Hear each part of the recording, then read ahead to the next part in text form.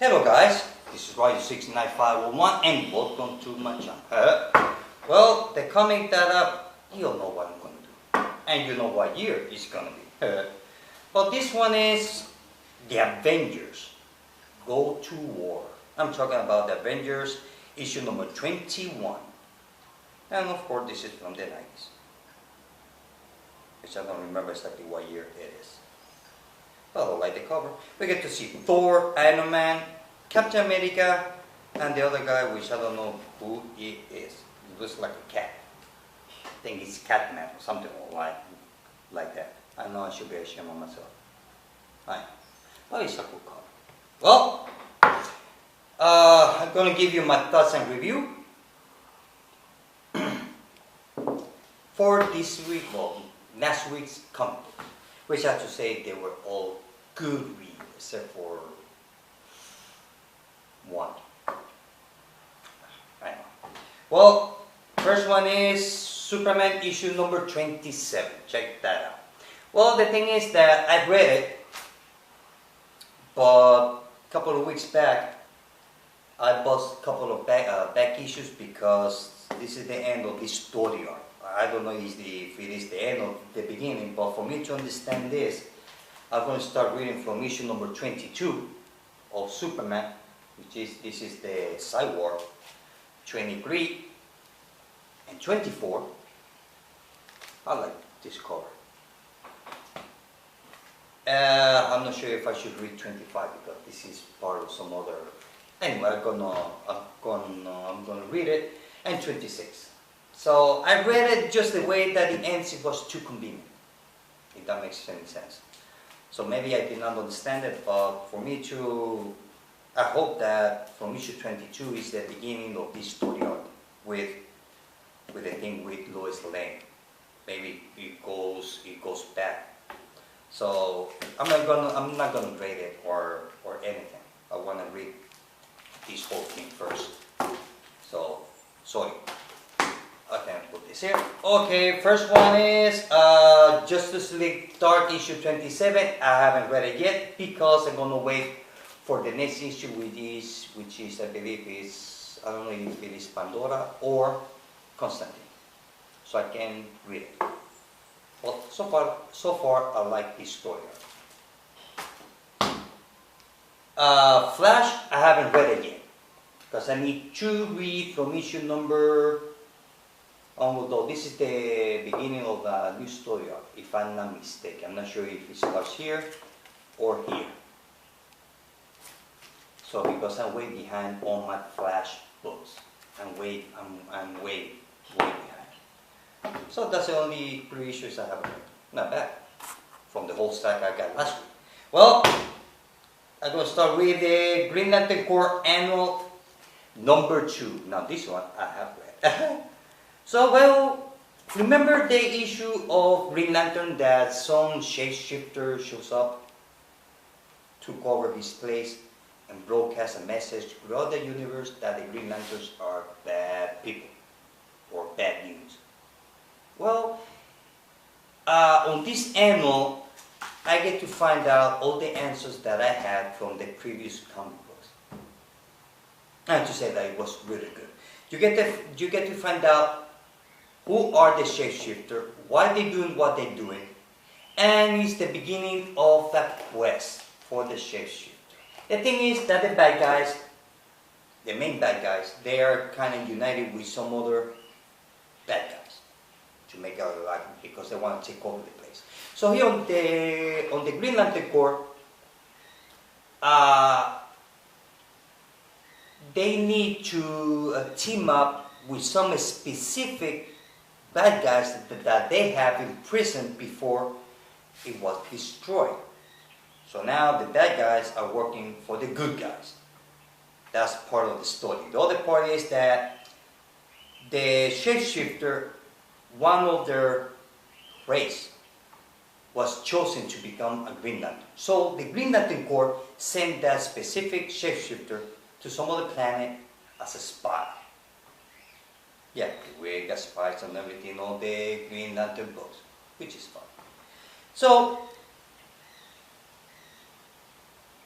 the thing is that the Green Lantern Corps needs that Green Lantern shapeshifter. The bad guys need that shapeshifter Green Lantern because he might tell what his race is thinking. They are the bad guys. So now we got the bad guys and the good guys searching for one specific Green Lantern, which happens to be a shapeshifter. How do you find a person or alien or whatever that can shapeshift any shape he wants? How you can find it? So that's the whole thing, that's the whole story arc, at least the storyline since the new team took over. So on this annual, I got all my questions answered. I really like it. I really like it. And let's see what else. I don't want to spoil too much. So, like I said, annual number 2 it brings all the books together. That's how I understand what's going on, and I really like it. And I like the part where the Green Lantern Corps needs the bad guys to work for them. Kind of like they all being deputized. Barney Fife. Kind of. So overall, I really like it. I really enjoy Green Lantern Corps annual number 2. I will give it a 4 out of 5. And the story will continue. I'm not sure if the story continues with Green Lantern Corps or Green Lantern. I think it continues in Green Lantern Corps. Yeah. Let me make sure. And I like the art. The colors are fun. Okay. It will continue on the Green Lantern Corps issue number 28. So we get to, like I said before, the art is really nice art, really nice. And what you see on the cover is what you see on the inside. That's what the title says, Villains Unite. Because of the villains that they have, they're all going to be deputized to become Green Lantern. So this helped the Green Lantern Corps search for that shapeshifter.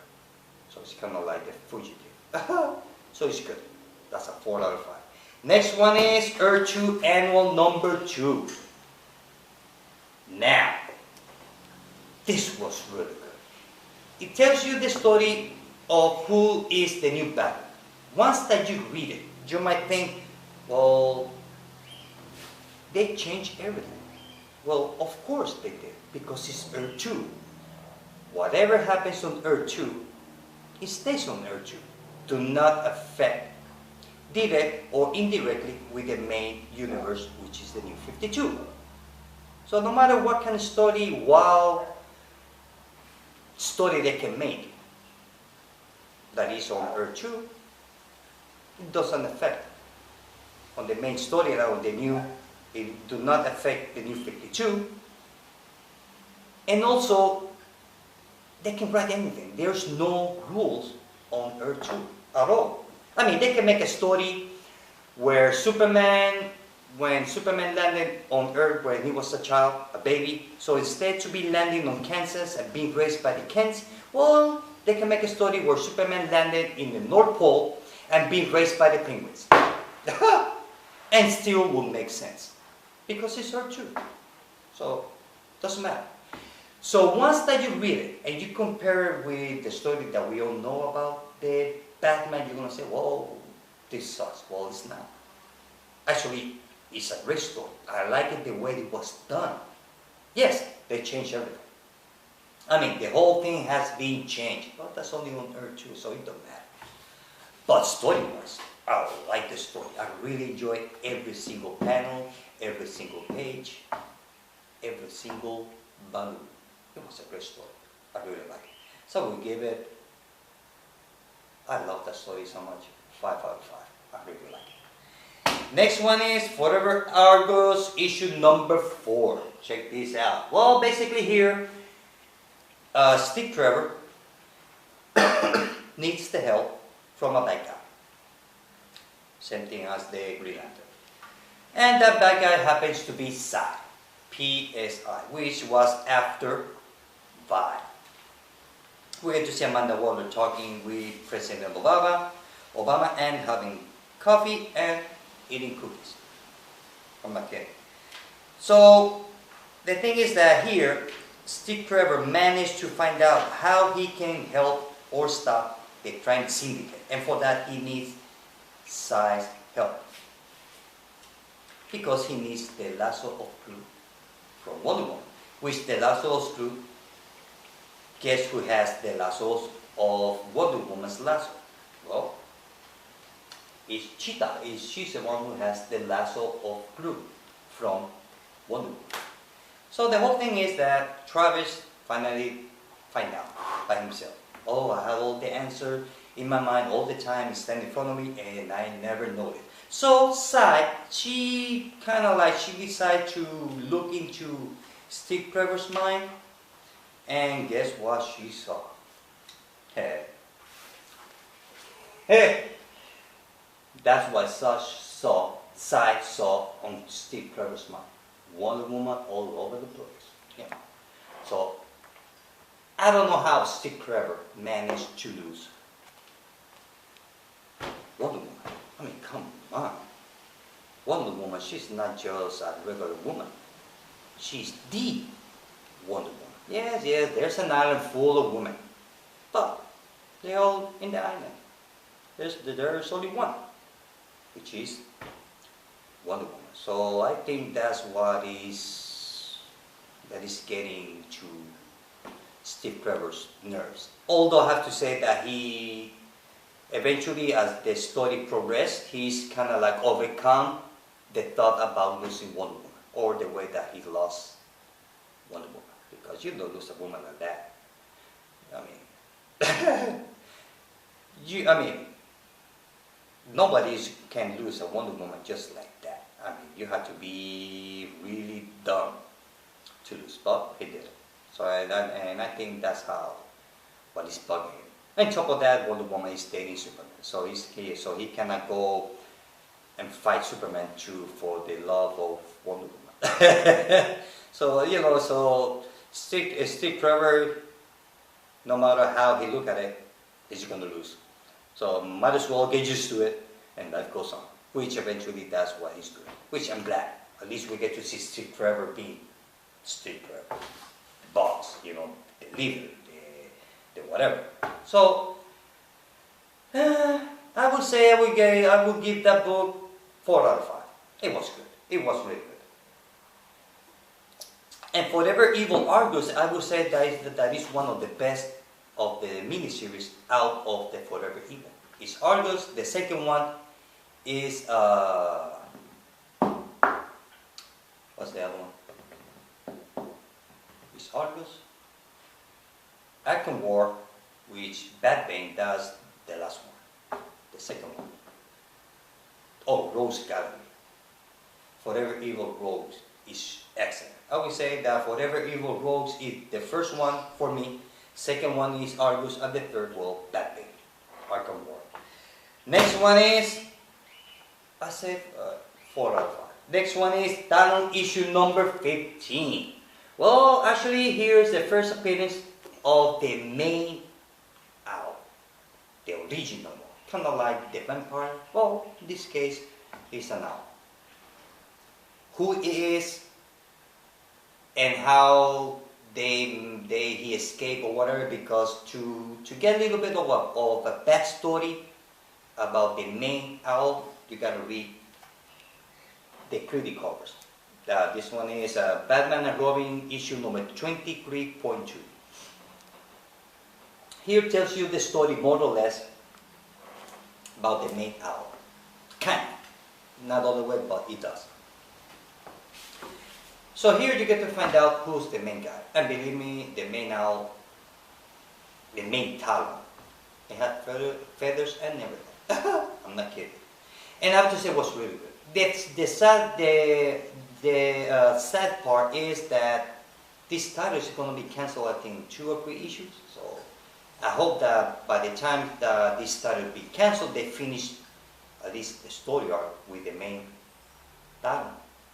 Unless that they're going to leave it open-ended, and we're going to see Talon, the main Talon, running around Gotham City. So maybe it's gonna be pushed into some other of the Batman books. But it was good. I really like it. I would give it 4 out of 5. Next one is Aquaman issue number 27. Check this out. Well, basically that's the whole comic book goes around fighting a giant monster, kind of like a Godzilla, more or less. We have a giant sea monster destroying buildings, destroying everything, killing, eating, and Aquaman is trying to save human by that giant monster, because Aquaman, he cannot control that monster using his mind powers. He can't. So he managed to kill it, but the whole issue goes around that. Aquaman defending humans against the meanness of the giant sea monster. That's about it. It was good though. He's no Jeff Jones, but he's good, I have to say. So I hope that issue number 28 will get a lot better. I will give that one 4 out of 5. I mean, for me 4 is kind of like average. It's been, for me, 4 out of 5 means good. If I give it a 3 or 2-1, it's because I did not like it. So 5 is the best of the best.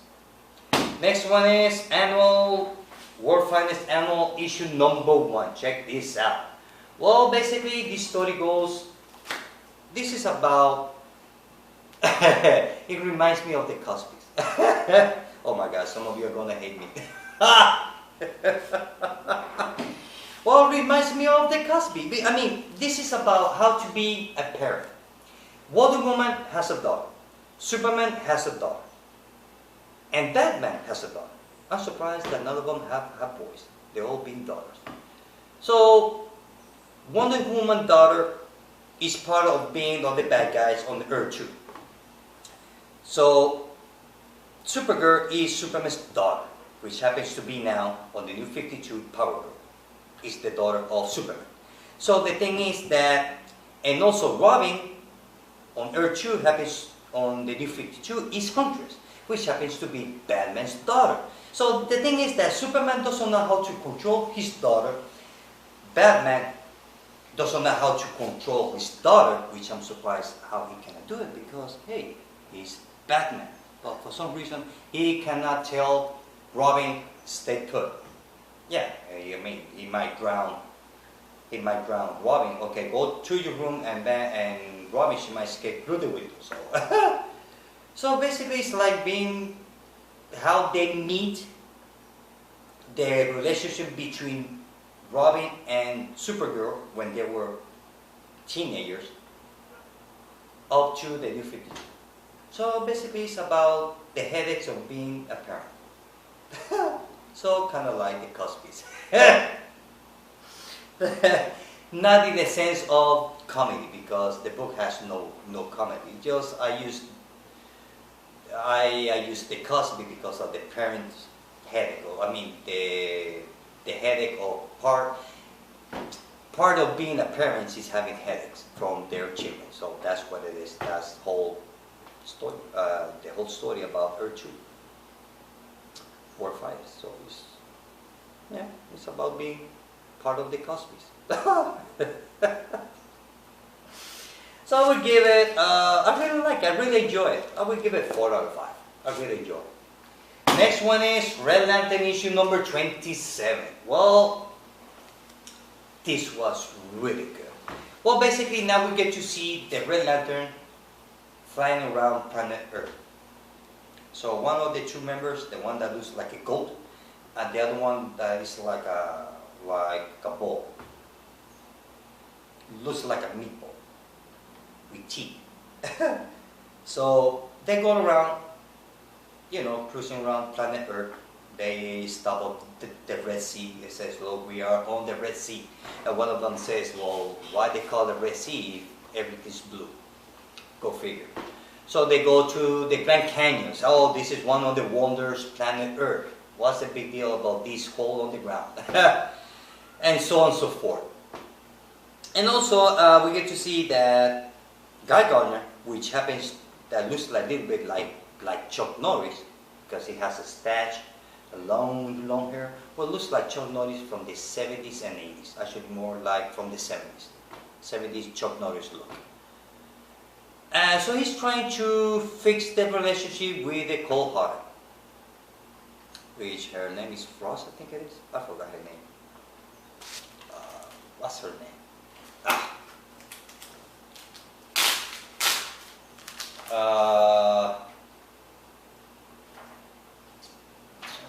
Let's see if I can find her name here. But anyway,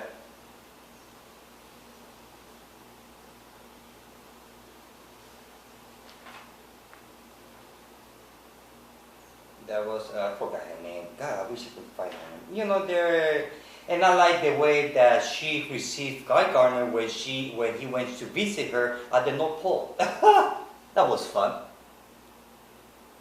And also she hates to be cold, and she hates when they call her popsicle, ice cold, cold hearted. She hates that. So always Guy Gardner is always teasing her with that. I forgot her name. Anyway, so they get into an argument. They're trying to fix their relationship. So here we get to see when they begin to travel around planet Earth. And also, guess who appears on this comic book? You're never going to guess, which I was glad about. I'm talking about Shadow Deep.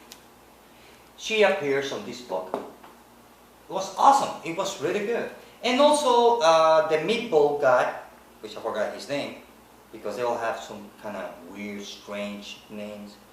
So, they stumbled to Shadow Deep, and I put it on my Facebook page. Never asked a woman what. It was a really funny moment. And they get into a big fight, as you can see here. Look at it. I like the art. So some of the members of the Red Lantern, they are traveling around planet Earth, and they act like fish out of water. They could not understand human. And it was fun. I really like it. I really like it. And I have to say that from all the Green Lantern books, the Red Lantern book was the last of the old Lantern books. And now that Guy Gardner is part of the Red Lanterns and there's a new creator team, I would say that the Red Lantern is a lot better than Green Lantern. Oh, believe me. For me, that's the first book of all the Green Lantern books, which I read all 4 of them. For me, Red Lantern is the first one. It is on top of my list of the Lantern books. And I really love that story. It was fun. You got comedy, you got adventure, you got relationships, you got fights, you got Chuck Norris in it. So, I mean, you got a little bit of everything. I really love this title with these new creative teams. I mean, they really bring the Red Lanterns what it's supposed to be, at least in my mind. I really enjoyed it.